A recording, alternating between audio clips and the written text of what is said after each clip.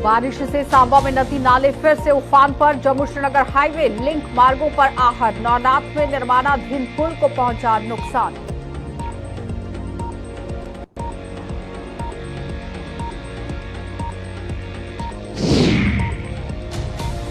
किसानों को नहीं मिला बर्बाद हुई फसलों का मुआवजा। बीमे की राशि की किस्त कटने के बावजूद भी रहे यहां पर मायूस और प्रशासन से गुहार लगाने पर नहीं मिली फूटी कौड़ी।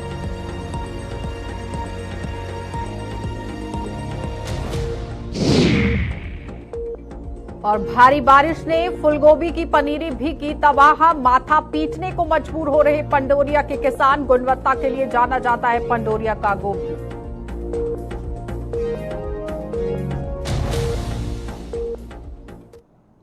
नमस्कार, बुलेटिन में आपका स्वागत है। मैं हूं आपके साथ आशा सरमाल। चलिए शुरुआत करते हैं जम्मू कश्मीर से जुड़ी खबरों की। सबसे पहले आपको बताते चले कि जम्मू संभाग के सांबा जिले की ही बात करेंगे, जहां पर जम्मू सहित संभाग के अन्य जिलों में बारिश से नदी नाले फिर से उफान पर आ गए हैं और सांबा जिला बारिश से एक बार फिर से बेहद प्रभावित हुआ है, जहां लिंक मार्गों के अलावा जम्मू श्रीनगर हाईवे पर भी भारी बारिश का असर देखने को मिला। वहीं जम्मू पठानकोट हाईवे पर नौनाथ इलाके में निर्माणाधीन पुल को भी बाढ़ से नुकसान पहुंचा है। और आपको बताते चले कि इससे पहले आपने देखा कि जिला कठुआ के अंदर यहां किस तरह से तरन्हा पुल जो है वो क्षतिग्रस्त हो गया, लेकिन दूसरी तस्वीर जिला सांबा से देखने को मिली है, जहां बारिश की वजह से काफी परेशानियां लोगों को झेलनी पड़ रही हैं। बारिश से सांबा में नदी नाले उफान पर आ गए हैं और नदी नाले उफान पर आने की वजह से परेशानी का दौर शुरू हो चुका है। जम्मू श्रीनगर हाईवे लिंक मार्गों पर भी आफत देखी गई है। नौनाथ में निर्माणाधीन पुल को भी नुकसान पहुंच गया है। फिलहाल आपको ये बताते चलें कि लिंक मार्गों के अलावा जम्मू श्रीनगर हाईवे पर भी बारिश का असर है, क्योंकि पानी भर चुका है। आवाजाही को लेकर पूरी तरह से परेशानी का सामना लोगों को करना पड़ रहा है। साफ तस्वीरों में आप देख सकते हैं लोगों के घरों के अंदर भी पानी किस तरह से घुस चुका है और भारी बारिश की जो तबाही है वो देखने को मिल रही है। मंजर लगातार किस तरह से है वो आपके सामने। जम्मू सहित अन्य संभाग के जिलों के अंदर भी किस तरह से काम चल रहा है उस पर भी जानकारी लेंगे, लेकिन सबसे पहले सांबा से ऋषि खजूरिया हमारे संवाददाता हमारे साथ जुड़ चुके हैं। ताजा स्थिति यहाँ पर जानना चाहेंगे ऋषि। देखिए, बिल्कुल आपको बता दें कि जिस तरह से आज बारिश हुई है, मूसलाधार बारिश की वजह से काफी जगहों पर नुकसान की जो खबरें हैं ये रिपोर्ट हुई हैं। हम अगर हाईवे से लेकर तमाम ग्रामीण इलाकों तक की बात करें तो हर जगह आज बारिश ने जो कहर बरपाया है। मैं सबसे पहले आपको बता दूं कि अगर नेशनल हाईवे की बात करते हैं तो नेशनल हाईवे नुनाथ जो घगवाल का इलाका है, यहीं पर एक जो पुलिया है, एक नया पुल जो बन रहा है, तो वो पुल बनने से पहले जो वो ढह चुका है। वो किस तरह से, क्योंकि जिस तरह से पानी का तेज बहाव आया तो बताया जा रहा है कि जो पुल बनाया जा रहा है उसके पिलर के नीचे जो वो कोई बेस जो अच्छा खासा तैयार नहीं किया गया था, जिससे वो नीचे का हिस्सा पूरी तरह से खाली हो चुका है और पिलर जो वो पूरी तरह से वहां पर धंस गए हैं। ऋषि, लेकिन अगर हम बात करें जिला कठुआ की तो वहां पर जो तरन्हा पुल था वो भी क्षतिग्रस्त इसी तरह से हुआ था और आज तक उसकी जांच नहीं हो पाई है। क्या लगता है कि जो नया काम यहाँ पर शुरू किया गया है, विकास तो हो रहा है लेकिन गुणवत्ता किस तरह से है, कई तरह के सवाल उठ रहे हैं। अब देखिए, मैं यही आपको बताने की कोशिश कर रहा हूँ कि लोगों ने जो है वो ठेकेदारों की कार्यप्रणाली के ऊपर सवाल उठाए हैं। देखिए, तरनाल नाले का जो पूरा मामला जो सामने आया वो कैसे किया, क्या हुआ आगे, क्या कुछ रिपोर्ट्स हैं, इसको लेकर अभी कुछ नहीं कहा जा सकता। लेकिन मैं आपको यहाँ की स्थिति ये बताना चाहता हूँ कि जो पुल अभी बनना है उसे बनकर तैयार होना, लेकिन उससे पहले इसके पिलर जो वो बैठ गए, नीचे से बेस इसका खाली हो चुका है और लोगों का ये साफ तौर पर कहना है कि सब स्टैंडर्ड मटेरियल का इस्तेमाल किया गया है और कहीं ना कहीं इसमें करप्शन का भी एक बड़ा बोलबाला जो वो देखा जा रहा है। अब देखना ये कि नेशनल हाईवे अथॉरिटी के संज्ञान में ये तमाम चीजें आई है तो किस तरह से आगे वो इंक्वायरी करती है, किस तरह से इसको लेकर संज्ञान लिया जाता है। लेकिन कहीं ना कहीं ये एक गरिमा दे रही कि अगर ये पुल बन गया होता उसके बाद का मंजर कुछ और होता, लेकिन अभी इसके पिलर जो वो तैयार किए जा रहे हैं और यही वजह है कि आज बारिश ने जो है इस पुल की भी पोल खोल दी है, नेशनल हाईवे अथॉरिटी के ऊपर बड़े सवाल खड़े कर दिए हैं और इसी के साथ ठेकेदारों की कार्यप्रणाली पर सवाल खड़े कर दिए हैं। मामला यहाँ तक ही नहीं रुकता है, इसके अलावा जो ग्रामीण इलाके हैं, खासतौर पर अगर सरकारी स्कूलों की हालत में आपको बताऊं तो बड़ला ब्राह्मणा जो कि नड क्षेत्र का ये इलाका है, यहाँ पर सरकारी स्कूल जो पहले भी कई बार प्रभावित हुआ है बारिश के कारण, यहाँ के स्कूली बच्चे बड़ी मुशक्कत के साथ स्कूल पहुंचते हैं क्योंकि स्कूल के साथ एक बहता नाला है, उस नाले को नहीं बनाया गया और जब भी पानी का तेज बहाव आता है और ये नाला ओवरफ्लो होता है, स्कूल के अंदर पानी जाता है, बच्चों के लिए रिस्क, जान का रिस्क जो बन जाता है। तमाम लाखों का नुकसान जो वो स्कूल के अंदर हुआ है, तमाम कीमती चीजें यहाँ पर जो वो खराब हुई और बच्चों का भी ये एक मैसेज था प्रशासन को। आज हमने खुद देखा बच्चे ये कहते नजर आए कि वो कहाँ पर है, है टाई वाले बाबू जो ये कहते हैं कि हम आपके स्कूल में के पास का ये जो नाला है वो इसे बना देंगे। पिछले साल भी इसी तरह के हालात थे, आज भी इसी तरह के हालात हैं। महज थोड़ी सी बारिश की वजह से अगर इस तरह से पोल खुल रही है तो कई तरह के सवालिया निशान जरूर उठ रहे हैं प्रशासन पर भी, नेशनल हाईवे अथॉरिटी पर, क्योंकि नेशनल हाईवे अथॉरिटी तो 6 लेन का भी काम कर रही है। तो जाहिर तौर पर कई तरह के सवालिया निशान जरूर उठ रहे हैं कि काम किस तरह से है, गुणवत्ता चेक करने के लिए कौन सी टीम लगाई गई है, क्या कोई टीम का गठन किया गया है कि वो लखनपुर से लेकर यहाँ कटरा तक जो दिल्ली वाला एक्सप्रेस वे आ रहा है उसकी भी गुणवत्ता चेक की जाए, जो पुल बड़े बड़े बनाए जा रहे हैं उनकी गुणवत्ता को चेक किया जाए, इससे पहले कि कोई हादसा पेश आए उससे पहले कदम उठाने की जरूरत है। देखिए बिल्कुल आपने सही कहा, क्योंकि कहीं ना कहीं गुणवत्ता को लेकर लगातार सवाल उठे हैं कि गुणवत्ता को ध्यान में नहीं रखा जाता है, अपना इसमें मुनाफा देखा जाता है। क्या कारण है कि इस तरह से रेशो जो वो बराबर नहीं रखी जाती है। रेशो में कहीं ना कहीं जो हम देखते हैं कि इसमें कई अलग अलग चीजें जो वो नजर आती है, जिसमें ये तमाम सवाल जो वो इन जो ठेकेदार हैं इनके ऊपर उठ रहे हैं, नेशनल हाईवे अथॉरिटी पर उठ रहे हैं। और कहीं ना कहीं नेशनल हाईवे अथॉरिटी लगातार सवालों को घेरे में, लखनपुर से लेकर जम्मू तक की जो सड़क की हालत है वो आपके सामने है। और इसमें अब तमाम जो पुल बनाए जा रहे हैं उनमें भी कहीं ना कहीं इस तरह की जो चीजें सामने आ रही हैं, तो ये एक नेग्लिजेंसी साफ तौर पर देखी जा सकती है। लेकिन संज्ञान अगर वक्त पर नहीं लिया गया तो आने वाला मंजर कुछ और होगा, हालात बद से बदतर होंगे। क्योंकि हमने तो ये सुना था कि जो है बड़ा अच्छा काम जो नेशनल हाईवे अथॉरिटी करती है, तमाम नॉर्म्स को जो वो ध्यान में रखा जाता है। मुझे लगता है कि नॉर्म्स को ध्यान में नहीं रखा जा रहा, और आज यही वजह कि लोग जो खुद सवाल उठा रहे हैं नेशनल हाईवे अथॉरिटी पर कि आपने जो जनता को लेकर काम करना है, आपने टैक्स का पैसा जो जनता का यहाँ पर लगाया है, तो क्या इस तरह से गुणवत्ता को ध्यान में रखा जाएगा।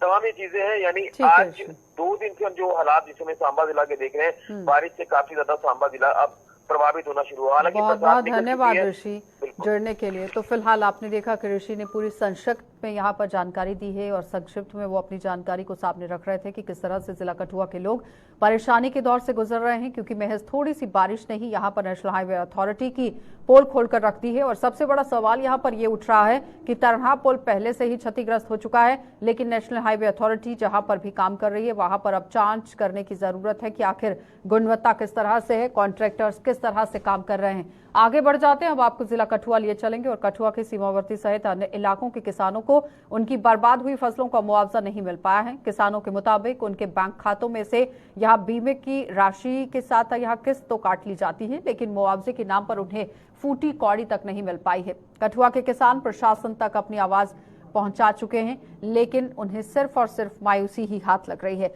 और साफ तौर पर आप देखिए कि किस तरह से यहाँ पर सवालिया निशान जरूर किसान उठा रहे हैं कि मुआवजे की राशि तो देने की कोशिश हुई, लेकिन उसमें से किस्त किस तरह से काट ली गई है। और फिलहाल अब ये मुआवजे की भी गुहार लगा रहे हैं। फसल आप देख सकते हैं किस तरह से वहां पर लगाई गई है, लेकिन कठुआ के सीमावर्ती सहित अन्य इलाकों के किसानों को उनकी बर्बाद हुई किसानों की जो फसल है उसका मुआवजा अभी तक नहीं मिल पाया है। बड़ा दावा जरूर पेश किया जा रहा है, किसानों की आय को दोगुना किया जाएगा, किसानों के खातों में 6,000 रुपए की रकम जो है किस्त यहाँ पर डाली जा रही है, लेकिन क्या उससे राहत यहाँ पर किसानों को मिल पा रही है या नहीं, ये बड़ा सवाल अब बनता चला जा रहा है। इसी पर ज्यादा जानकारी के लिए रंजीव मेहता ने हमारे साथ ज्वाइन किया है। रंजीव, आपसे जानना चाहेंगे, जिस तरह से सरकार की तरफ से भी कहा गया है कि किसानों की आय को दोगुना कर दिया जाएगा, और दोगुना अगर किया गया है तो फिर किसान सड़कों पर क्यों है, क्योंकि सीमावर्ती इलाका है और उस बीच में किसान यहाँ पर गुहार लगा रहे हैं मुआवजे को लेकर।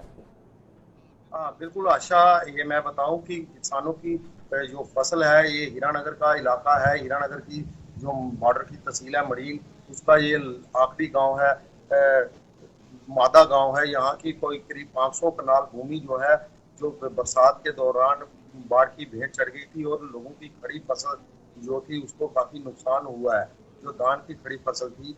और लोगों का कहना है कि उन्होंने किसान क्रेडिट कार्ड बनवाए हैं, लेकिन उसके बावजूद वहां पर उनका जो क्रॉप इंश्योरेंस है वो भी कटा था। लेकिन उसके बाद अब वहां पे उनके मुआवजे की बात जो है वो नहीं सुन रही कंपनी, और इसको लेकर उन्होंने काफी बैठकें भी की, डीसी तक गुहार लगाई, लेकिन अभी तक उनका मुआवजे की तरफ किसी का कोई रुझान नहीं है। लोगों की मांग है कि किसानों की मांग है कि अगर केसीसी बनाई है, इंश्योरेंस करता है क्रॉप इंश्योरेंस, तो इंश्योरेंस की अगर उनकी नुकसान हुआ है तो उनको इंश्योरेंस का फायदा जो है वो मिलना चाहिए। लेकिन इसके बावजूद भी अभी तक नहीं मिलने से लोगों में काफी रोष है। तो जो स्थानीय लोग हैं वो उन्होंने कृषि विभाग ने भी एक लिस्ट जो है कम से कम 300 किसानों की इस इलाके के 1 दर्जन गांव के 300 किसानों की लिस्ट भी तैयार की है, जिनकी फसल जो है बाढ़ की भेंट चढ़ गई थी। उनके इंश्योरेंस जो है लगातार बदस्तूर देखिए उनके खातों रंजीव, से कट दावा रहे हैं। जरूर किया गया था कि जितना भी नुकसान हुआ है उसकी भरपाई जल्द ही कर दी जाएगी, और उससे पहले यहाँ पर जमीन पर टीमों को पहुंचाया गया था कि आंकलन किया जाए कि आखिर किस तरह से मुआवजा जो है वो दिया जाएगा। बिल्कुल उसको बिल्कुल। लेकर क्या कुछ कदम उठाए गए थे? क्या वाकई में वो जमीनी सतह तक काम हुआ कि नहीं? अभी तक जमीनी सतह पर बात करूं आशा, मैं तो वहां पे किसी को अभी तक मुआवजे की रकम नहीं मिली है, इस और कोई कदम नहीं उठाया गया। किसी का जो केस है उसको अभी तक उठाया नहीं गया है। लोगों के काफी नुकसान हो गया है। लोगों ने अपनी जमा पूंजी जो है उधार लेकर, और जो जितना भी केसीसी के बैंक से लिया हुआ कर्जा था, किसान क्रेडिट किया, वो सारा जमीनों में लगाया हुआ था। लेकिन उसके बावजूद, किस्तें देने के बावजूद उनको इंश्योरेंस नहीं मिला है, जिसको लेकर बैंक से भी लोगों ने संपर्क किया। बैंक ने कहा कि हमारा काम होता है कि किस्त काटना, लेकिन इंश्योरेंस देना जो इंश्योरेंस करने वाली कंपनी है उसका काम है। इंश्योरेंस कंपनी की बात करें तो उन्होंने अभी तक लोगों को इंश्योरेंस के बॉन्ड तक जारी नहीं किए हैं। लोगों का साफ तौर पर कहना है अगर बॉन्ड जारी किए होते तो वह लोग इसके लिए माननीय कोर्ट का दरवाजा भी खटखटा सकते थे, लेकिन अभी तक बॉन्ड जारी नहीं हुए हैं। जब बॉन्ड के बारे में लोगों ने कंपनी से संपर्क किया तो कंपनी का साफ तौर पर कहना था कि वह लोग बॉन्ड जारी करेंगे, लेकिन अभी तक इतना समय हो चुका है, हर साल किस्तें कटती हैं, लेकिन बॉन्ड जो है अभी तक जारी नहीं होने से लोगों में काफी रोष भी है, और इतना नुकसान झेलने में लोग काफी असमर्थ हैं। उनकी रोजी रोटी जो है इन जमीनों के सहारे ही चलती थी। आज आपने तस्वीरों में देखा कि किस तरह यहाँ पे पानी ने इनकी जमीनों को खंडर में तब्दील कर दिया। अब अगली रणनीति किसानों की तरफ से क्या कुछ बनाई गई है रंजीव? किसानों ने कहा कि वह लोग इसको लेकर आंदोलन के रूप में आंदोलन करेंगे, और बैठकें करके किसानों को लामबंद करके, और इन कंपनी जो इंश्योरेंस कंपनी है और बैंक के खिलाफ एक बड़ी मुहिम छेड़ने की तैयारी में लगे हुए हैं। किसान संगठनों की भी बैठकें लोगों के साथ लगातार हो रही हैं। पिछले दिनों भी एक बैठक हुई थी जिसमें ये सारे निर्णय जो है वो लिए गए। बहुत बहुत धन्यवाद रंजीव जुड़ने के लिए। तो फिलहाल आपने देखा रंजीव मेहता हमारे संवाददाता हमारे साथ जुड़े हुए थे, जो बता रहे हैं कि किसानों को किस तरह से परेशानी झेलनी पड़ रही है। चलिए आपको सीधा राजौरी लिए चलेंगे, और राजौरी जिले से ही आपको खबर दिखा देते हैं, जहां पर लगातार एनकाउंटर का सिलसिला भी देखा गया है। लेकिन राजौरी मुठभेड़ में सुरक्षा बलों ने एक आतंकी को मार गिराया है। 2 पहुंची हुई यहाँ पर मुठभेड़ में मारे गए आतंकियों की यहाँ संख्या देखी गई है। यानी आपको बताते चले कि मारे गए आतंकियों की जो संख्या है वो अब 2 हो चुकी है। इससे पहले एक को मौत के घाट उतारा गया था और एक को आज यहाँ पर मौत के घाट उतारा गया है। और जिले के नारला इलाके में सुरक्षा बलों का ऑपरेशन अभी भी लगातार जारी है। इस वक्त की बड़ी अपडेट जिला राजौरी से आप देख रहे हैं, जहां पर मुठभेड़ चल रही थी, और जम्मू कश्मीर में सेना द्वारा चलाए जा रहे मुठभेड़ ऑपरेशन के तहत आर्मी के एक डॉग ने अपनी कुर्बानी देते हुए अपने हैंडलर की रक्षा भी की है। और घाटी में आतंकियों के खिलाफ लगातार जो अभियान चलाए जा रहे हैं, उसके बावजूद बौखलाहट जो है वो आतंकियों के अंदर देखी गई है, और फिर भी आतंकी अपनी हरकतों से यहां पर बाज आते नजर नहीं आ रहे हैं। ताजा मामला जम्मू के राजौरी जिले का है, जहां पर आपने देखा किस तरह से ऑपरेशन जो है वो जारी कर दिया गया है। फिलहाल राजौरी मुठभेड़ में सुरक्षा बलों ने एक और आतंकवादी को मौत के घाट उतार दिया है। जमशेद मलिक हमारे संवाददाता हमारे साथ जुड़ चुके हैं। जमशेद, किस तरह से वहां पर ऑपरेशन चल रहा है, ताजा अपडेट आपसे जानना चाहेंगे। जी बिल्कुल, अगर इस ऑपरेशन की नारला के ऑपरेशन की बात करें, आज तीसरे रोज भी ऑपरेशन लगातार जारी रहा, जिसमें आज दूसरे मिलिटेंट को भी मार गिराया गया है वहां इस इलाके में। और अभी भी ये खबर सामने आई है, क्योंकि इससे पहले कल देर रात को एक मिलिटेंट को मार गिराया गया था, जिसमें एक जवान भी हमारा शहीद हुआ और 3 जवान जख्मी भी हुए थे। उसके बाद पूरे इलाके को कुछ देर रात तक घेरे में लिया गया था, और कुछ सर्च ऑपरेशन रात भर भी जारी रहा। और अभी जो ताजा अपडेट आ रही है, इसमें दूसरे मिलिटेंट को भी मार गिराया गया। उसके बाद इस इलाके में अभी भी सर्च ऑपरेशन शुरू है, क्योंकि अभी ये भी कहना मुश्किल है कि इस जंगल के अंदर कितने मिलिटेंट और हैं। इसको देखते हुए भी सर्च ऑपरेशन और सेना जंगल के अंदर की तरफ जाने का सिलसिला लगातार किस आतंकी तंजीम से ताल्लुक रखते हैं, कुछ ये जानकारी सामने आ पाई है? मुझे अभी तक इस तरह की कोई जानकारी सामने नहीं आ पाई है, क्योंकि ये वो इलाके हैं जहां 5 अगस्त के बाद लगातार इस तरह की खबरें हमने देखी है। 5 अगस्त को भी गुंडा इलाका है, इसी इलाके के लगने वाला इलाका जहां एक इनकाउंटर हुआ था, जिसमें एक मिलिटेंट को मार गिराया गया। उसके बाद 4 सितंबर को हमने देखा था कि चिसाना इलाका जो बिल्कुल राजौरी और रियासी का बॉर्डर है, वहां भी एक मिलिटेंट को मार गिराया गया था। उसके बाद डीजीपी की प्रेस कॉन्फ्रेंस में ये कहा गया था कि दूसरा मिलिटेंट वहां से भाग निकला था, जिसकी तलाश की जा रही थी। उसके बाद ये माना जा रहा था कि ये वही दूसरा मिलिटेंट हो सकता है, मगर जिस तरह इसमें 2 मिलिटेंट अब मारे जा चुके हैं। इससे हम ये कह के चल सकते हैं कि ये कोई दूसरा ग्रुप है। अभी तक इसकी किस संगठन से है ये कहना बहुत ज्यादा मुश्किल होगा, क्योंकि 4 बजे प्रेस कॉन्फ्रेंस भी आर्मी की और पुलिस की तरफ से रखी गई है। उसमें साफ क्लियर होगा कि किस तंजीम से इनका ताल्लुक है, क्योंकि जो पहले मिलिटेंट मारे गए थे वो दोनों के दोनों पाकिस्तानी बताए गए थे, और ये भी माना जा रहा है अभी तक कि ये भी मिलिटेंट जो है दोनों पाकिस्तानी। शव बरामद कर लिया गया है, कोई सामान बरामद हुआ है? जी सामान काफी देर रात को हमने देखा था बरामद किया गया था, जिसमें खाने पीने का सामान हो, कपड़े हो या उसके और सामान जो मिलिटेंट का था वो काफी बरामद कर लिया था। हथियार नहीं उस वक्त तक बरामद हो पाए थे, क्योंकि घना जंगल है। घने जंगल के अंदर जब तक पूरे जंगल को सैनिटाइज नहीं किया जाएगा तब तक जंगल के अंदर से कोई भी चीज सामने लाना मुश्किल होगा। क्योंकि अब दूसरा मिलिटेंट जिस तरह ये कहा गया, ये ग्रुप 2 मिलिटेंटों का देखा गया था। अगर इसके बाद सेना जब ये क्लियर कर देगी कि दोनों मिलिटेंट थे, दोनों को मार गिराया गया, जिस तरह दोनों को मार दिया गया, इस तरह ये क्लियर हो जाएगा कि दोनों ही मिलिटेंट थे, उसके बाद पूरी तरह इनकी बॉडीज रिकवर हो जाएंगी और इसके बाद ही सामान भी जो रिकवर होगा उसके बारे में ही लगता है कि ब्रीफिंग जो 4 बजे आर्मी की तरफ से और पुलिस की तरफ से। जमशेद जी जरा ये बताइए, जिस तरह से पिछले दिनों यहाँ पर लोकल स्पोर्ट को लेकर कई तरह के सवाल उठ रहे थे, क्या इस बार भी ऐसी कोई बात सामने आई है? जी इस तरह की कोई बात अभी तक सामने नहीं आई है, क्योंकि ये वो इलाके हैं जो बहुत दूर दराज के इलाके हैं। इन इलाकों तक आज तक गाड़ी का रास्ता भी नहीं पहुंच पा रहा है, जहाँ पे ये एनकाउंटर होता है। बहुत दूर दराज का राजौरी का बॉर्डर इलाका है, इसके साथ बिल्कुल रियासी का, और घना जंगल भी है। ना ज्यादा इस इलाकों में ज्यादा आबादी भी नहीं है, बड़े कम घर होते हैं, वो भी खाना बदोश लोगों के ज्यादा घर इन इलाकों में नजर आते हैं। लोकल सपोर्ट तो यहाँ अभी तक इस तरह की कोई बात सामने आई नहीं। लेकिन उस बीच में जमशेद 10 सालों के बाद एक बार फिर से इस तरह से आतंकी घटनाएं होना और लगातार होना, और फिर अपनी जो पोजीशन है उसको बदलते हुए रियासी की तरफ और आगे बढ़ना, इस तरह से क्या लगता है कि आतंकियों पर जो कार्रवाई हो रही है कश्मीर के अंदर, कहीं ना कहीं वहीं से बौखलाहट है?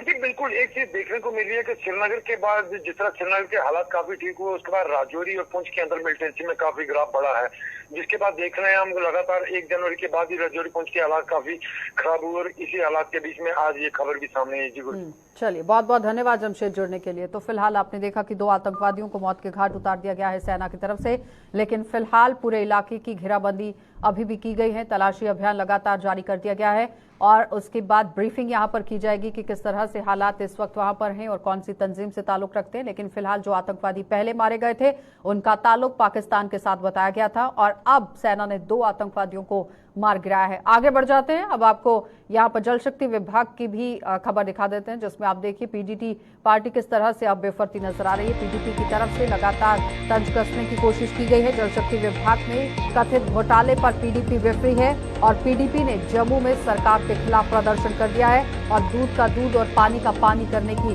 मांग उठा दी है। इस वक्त की बड़ी अपडेट यहाँ आप देखिए, पीपल्स डेमोक्रेटिक पार्टी किस तरह से अब धरना प्रदर्शन कर रही है। जल शक्ति विभाग के खिलाफ वो सड़कों पर उतर आई है, क्योंकि कुछ दिनों से आम लोगों को पानी की समस्या भी झेलनी पड़ रही थी। लेकिन पीएचई डिपार्टमेंट के अंदर, जिसका नाम बदलकर जल शक्ति विभाग रखा गया है, कथित घोटाले को लेकर कहीं ना कहीं पीडीपी जो है वो विफर गई है, और पूरी तरह से यहाँ पर दूध का दूध और पानी का पानी करने की मांग कर दी गई है। लेकिन अब देखना ये होगा कि इन्वेस्टिगेशन किस तरह से होती है, और जिस घोटाले को लेकर पीडीपी सड़कों पर उतरी है उस घोटाले पर जांच किस तरह से यहाँ पर की जाएगी। अनिल हमारे संवाददाता ने हमारे साथ ज्वाइन कर लिया है। अनिल, किस तरह से पीडीपी पार्टी की तरफ से आज अपना धरना प्रदर्शन किया गया है, क्योंकि जल शक्ति विभाग के अंदर जो घोटाले हुए हैं उसको लेकर वो आरोप लगा रही है और दूध का दूध और पानी का पानी करने की बात हो रही है।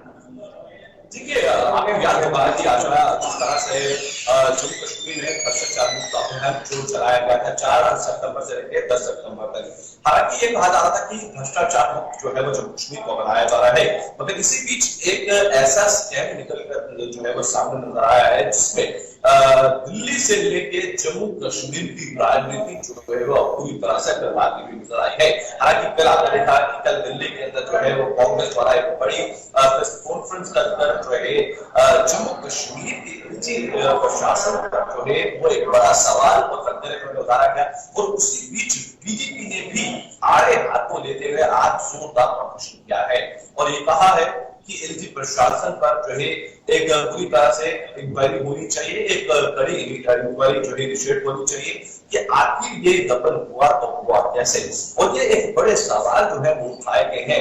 हालांकि पूरे जम्मू कश्मीर में जहां पर एक तरफ भ्रष्टाचार मुक्त अभियान चलाया जा रहा था और उस बीच ये एक जल जीवन मिशन की बात करते हैं, उस स्कैम ये कैसे निकल कर आया है और क्या इसके पीछे मंशा है, तो क्या कुछ पूरी राजनीति आप पूरी तरह से दिल्ली से लेके पूरे जम्मू कश्मीर तक ये राजनीति जो है वो इस पर क्या लगता है कि अब यहाँ पर किस तरह से कार्रवाई जो है वो की गई है और की जा रही है? क्या कोई आला अधिकारी से कोई बातचीत हुई है? किसी की स्टेटमेंट कोई सामने आई है कि बहुत ही जल्द कार्रवाई होगी? देखिए, ऑफिशियल की तरफ से अभी कोई भी स्टेटमेंट जो है वो देखने को नहीं मिली है, मगर इसी बीच जो एक बड़ा गठन जो है वो देखने को जरूर मिला है कि जो अभी जिसमें कांग्रेस और पीडीपी जो है वो पूरी तरह से आया आपको जो है वो भाजपा और एलजी एडमिनिस्ट्रेशन को जो है वो लेती हुई नजर आ रही है। अभी देखना होगा कि ऑफिशियल्स की तरफ से इस पर क्या कुछ बड़ी स्टेटमेंट की जाती है, इंक्वायरी इनिशिएट की जाती है और क्या कुछ इस पर पूरा मामला होगा वो भी जरूर। ठीक है, बहुत बहुत धन्यवाद अनिल जुड़ने के लिए। तो फिलहाल आपने देखा अनिल हमारे संवाददाता हमारे साथ जुड़े हुए थे जो बता रहे हैं कि किस तरह से काम करने की कोशिश की गई है। पीडीपी पार्टी की तरफ से बड़े आरोप लगाए गए हैं, लेकिन अब देखना ही होगा कि किस तरह से हालात जो हैं वो बदलते हुए नजर आएंगे। क्या वाकई में अब यहाँ पर जल शक्ति विभाग के अंदर कार्यवाही को अंजाम दिया जाएगा या नहीं, और किस तरह से ये कार्यवाही रहेगी। आगे बढ़ जाते हैं के साथ यहाँ भेदभाव किए जाने का आरोप लगाते हुए किस तरह से आज शिवसेना उद्धव ठाकरे की जम्मू कश्मीर इकाई ने यहाँ जम्मू के अंदर प्रदर्शन कर सरकार के खिलाफ नारेबाजी कर दी है। प्रदर्शन की अगुवाई कर रहे इकाई के ही प्रदेश अध्यक्ष मनीष साहनी ने भाजपा सरकार पर निशाना साधते हुए कहा कि अनुच्छेद 370 के निरस्त करने सहित केंद्र सरकार के अन्य फैसलों का जम्मू के लोगों ने स्वागत किया, लेकिन बदले में भाजपा ने जम्मू के लोगों की अनदेखी करने में कोई कसर नहीं छोड़ी है। उन्होंने बताया कि इस भेदभाव को रोकने के लिए शिवसेना द्वारा एक यहाँ सैनिक को लेकर किस तरह से काम होता है। शिवसेना द्वारा मैं भी एक सैनिक हूं अभियान शुरू किया गया है, जिसके तहत शिव सैनिक घर घर जाकर जम्मू के लोगों को जागरूक करेंगे।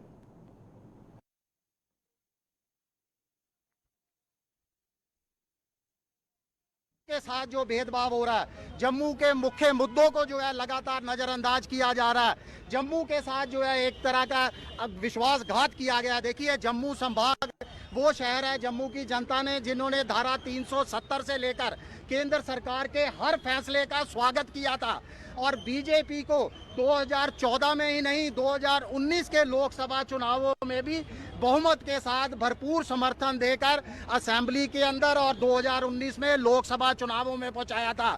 जम्मू का राग अलापने वालों ने जम्मू के साथ क्या किया, मात्र वोट बैंक की राजनीति की और उसके बाद वो अपने घरों के अंदर मस्त हो गए। आज जनता त्राहिम कर रही है, जनता परेशान है, जनता महंगाई से परेशान है, जनता बेरोजगारी से परेशान है।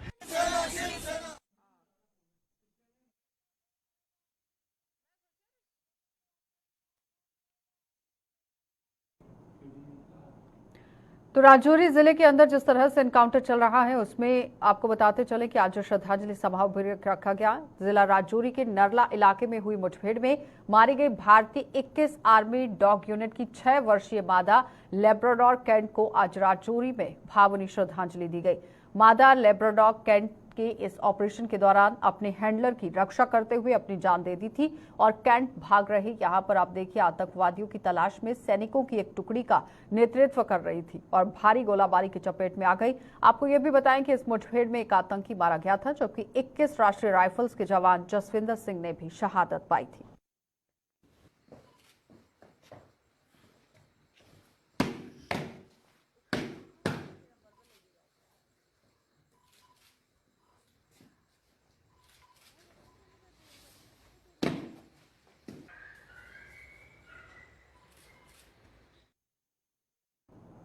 वन विभाग की टीम ने यहां बीती रात जिला कठुआ के हटली मोड़ इलाके में एक ट्रक से किस तरह से आप देखिए खेप जो है वो जब्त कर ली है। 3155 किलो क्लेफ्ट बरामद की है और साथ ही यहां रेंजर ऑफिसर कठुआ नरेंद्र कुमार ने बताया कि यहां ये विलो क्लेफ्ट बारामूला से जालंधर के लिए जा रहे थे। रेंज ऑफिसर के मुताबिक जम्मू कश्मीर में यहाँ आप देखिए विलो क्लेफ्ट को एक जगह से दूसरी जगह पर ले जाने की अनुमति है, लेकिन दूसरे राज्यों में ले जाने पर प्रतिबंध लगा हुआ है और यही वजह है कि वन विभाग की टीम द्वारा कार्यवाही की गई है।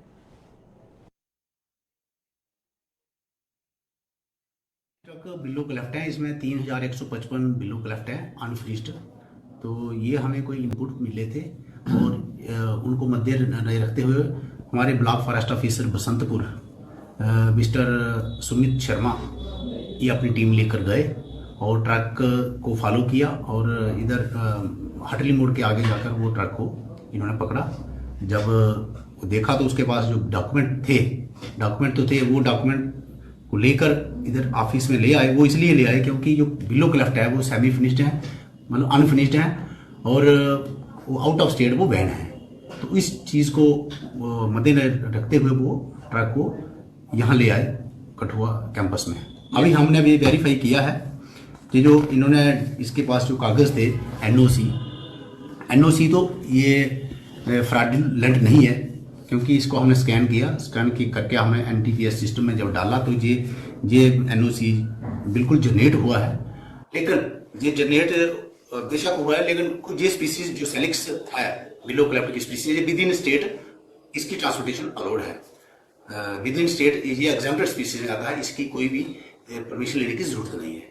इसको आगे अलग राज्य में नहीं ले जा सकते। हाँ, लेकिन ये कहाँ से आ रहा था और कहाँ जा रहा था? ये पुलवामा डिस्ट्रिक्ट तहसील अवंतीपुरा और फर्स्ट की डिवीजन जो है वो भी अवंतीपुरा से आया है।